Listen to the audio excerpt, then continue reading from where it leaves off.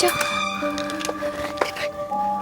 শোন, আস্তে আস্তে কথা বলবি, হ্যাঁ একদম জোরে কথা বলবি না। আর আমি ঠিক আধ ঘন্টা পর চলে আসবো। যা যা যা যা।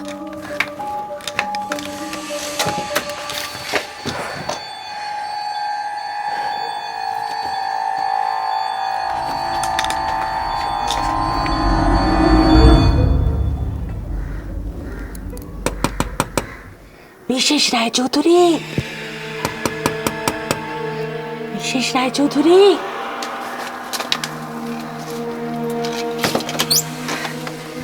কি ব্যাপার? এত রাতে আমার ঘরে কি দরকার? ইনসাইডে আসবো?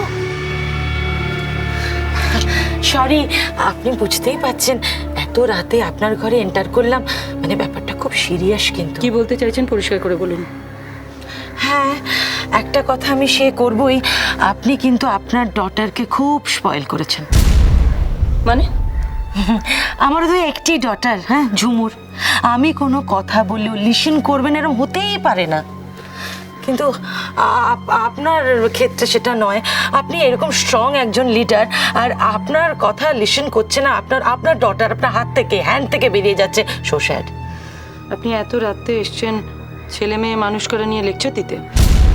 এমা না না, আমি আপনাকে বলতে এসেছি যে আপনার বিরুদ্ধে একটা ষড়যন্ত্র কনস্পিরেসি চলছে, আর তার লিডার আপনার ডটার তিতলি। কি করেছে তিতলি? ওই যে আপনি ইনস্ট্রাকশন দিয়েছিলেন যে রূপম ঘরের বাইরে বেরোবে না, দুর্গাও আউটসাইড, আপনি ইনস্ট্রাকশন দিয়েছিলেন আমি তো? কি ইনস্ট্রাকশন দিয়েছিলাম সেটা আমি জানি, যেটা আমি জানি না সেটা আপনি বলুন আমায়। এই আপনি যেমন জানেন না যে আপনার ডটার তিতলির মাইন্ডটা খুব সফট। ও দুর্গাকে রুমের আউটসাইডে নিয়ে এসে রূপমের ঘরে ইনসাইড করে দিয়েছে। হাজব্যান্ড ওয়াইফ ওরা ইয়ে করছে, গল্প করছে। কাকে?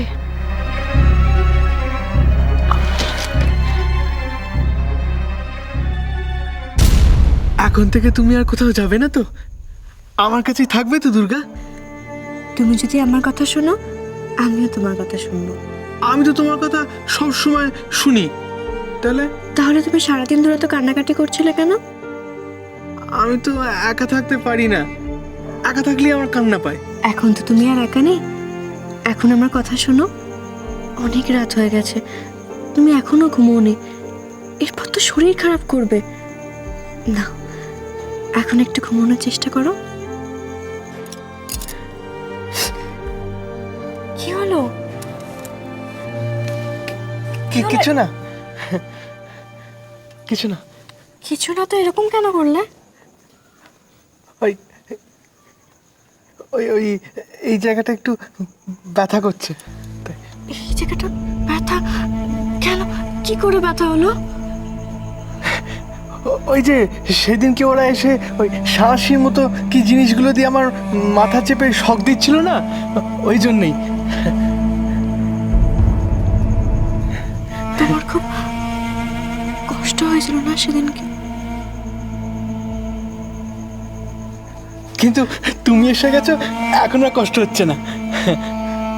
আর কখনো তোমায় কেউ কষ্ট দেবে না, আমি তোমাকে আর কখনো কষ্ট পেতে দেব না। তুমি দেখো। এমা বোকামে, এইটুকুতে কেউ কাঁদে নাকি? তুমি না বড় হয়ে গেছো, বড়দের কাঁদতে নেই। ঠিক আছে, তুমি এখন শুয়ে পড়ো, আমি তোমার মাথায় হাত বুলিয়ে দিচ্ছি, কেমন? ঠিক আছে, শুয়ে পড়ছি।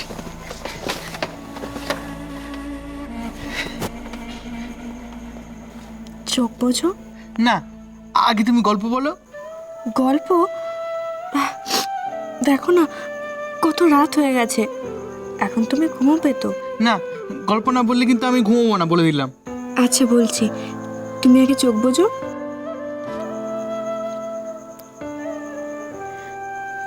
এক যে ছিল রাজকন্যা, তারপর no, not this side, this side. বাড়িটা আমার বাড়ির কোন সাইডে কি আছে সেটা আমি আপনার থেকে ভালো করে জানি। Sorry sorry, but this side. তারপর